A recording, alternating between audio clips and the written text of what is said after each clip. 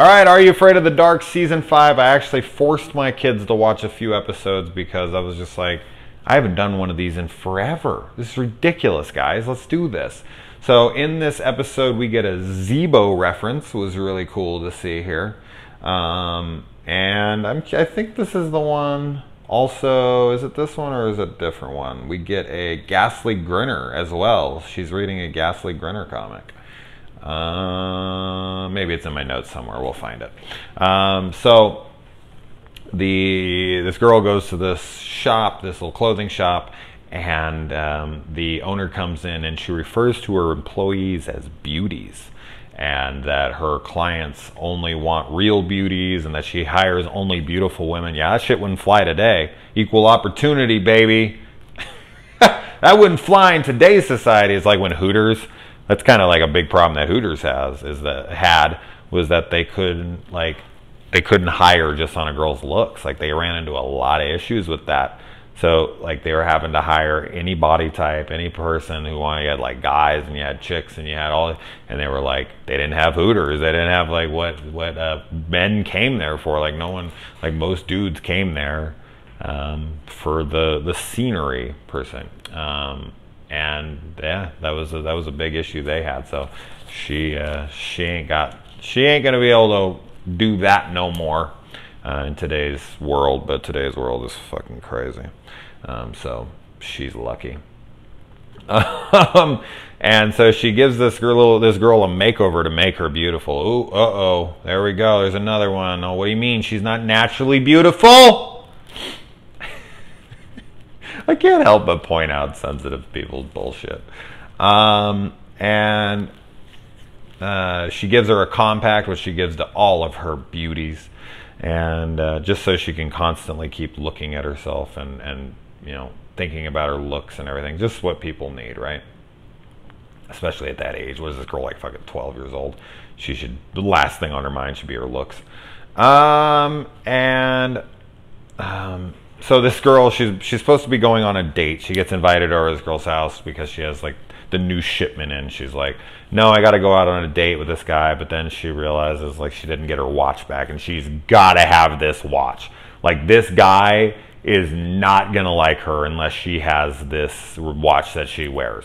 I don't know why this watch is a big deal, but she seems to think it is. So she goes over to that chick's house because she's like, no, I need the watch.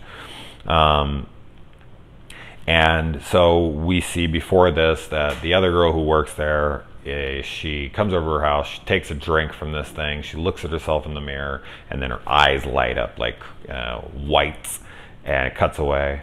We find out later that she turns into a dog. She's stealing her beauty, her youth, or whatever. I don't know why she turns into a dog, but she does. And then the main girl here and her friend go over to her house, and they're inside and they see all this.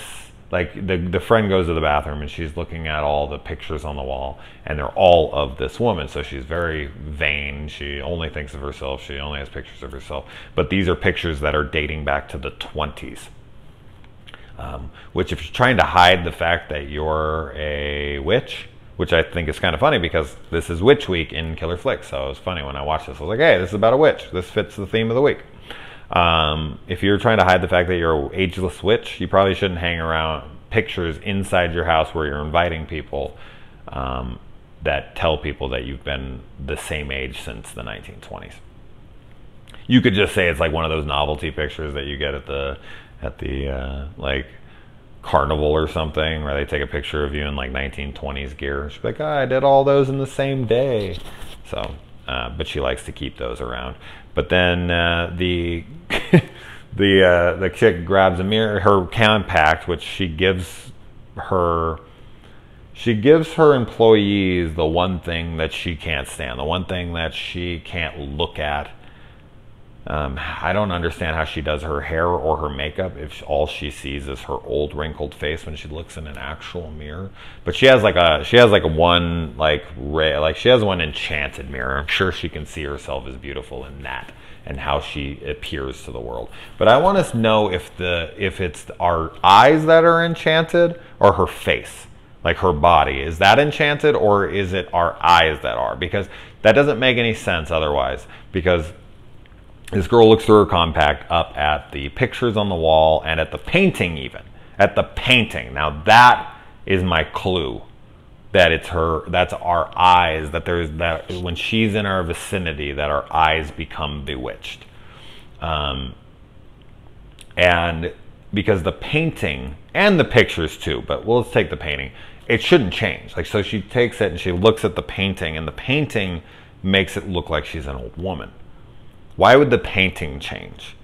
Like, the man who painted, or woman, whatever, the person that painted this painting was looking at her and painting her features, so it should just look like the beautiful person that we see. But because it looks like the old woman that she is, that suggests to me that that person subconsciously does know what she looks like, is painting it that way realistically, but their mind is still controlled by the enchantment that they still see even her reflection off the painting as what they're perceiving there, but their hand isn't.